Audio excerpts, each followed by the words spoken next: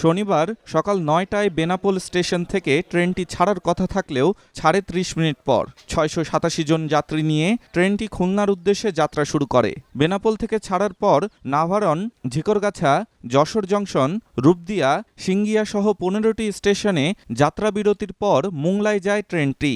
দেরিতে হলেও বেনাপোল মোংলা খুলনা রুটে ট্রেন চলাচল শুরু হওয়ায় আনন্দিত এ অঞ্চলের মানুষ। ২০১৭ সালে খুলনা মোংলা রেলপথ তৈরি শুরু করে ভারত ও বাংলাদেশ সরকার। যৌথ উদ্যোগে ৪,২৬০ কোটি টাকা ব্যয়ে এই রেলপথ নির্মাণের কাজ শেষ হয় ২০২৩ সালে। ওই বছরের ১ নভেম্বর প্রধানমন্ত্রী শেখ হাসিনা ও ভারতের প্রধানমন্ত্রী নরেন্দ্র মোদী এই রেললাইনের উদ্বোধন করেন। মঙ্গলবার ব্যতীত সপ্তাহে ৬ দিন খুলনা থেকে বেনাপোল যাবে বেতনা কমিউটার ট্রেন। পরে সেটি বেনাপোল থেকে সকাল ৯টায় মোংলার উদ্দেশ্যে রওনা দেবে মোংলা কমিউটার ট্রেন হিসেবে। আবার দুপুরে মোংলা থেকে বেনাপোল ফিরে যাবে ট্রেনটি। ডেস্ক রিপোর্ট, স্টার সংবাদ।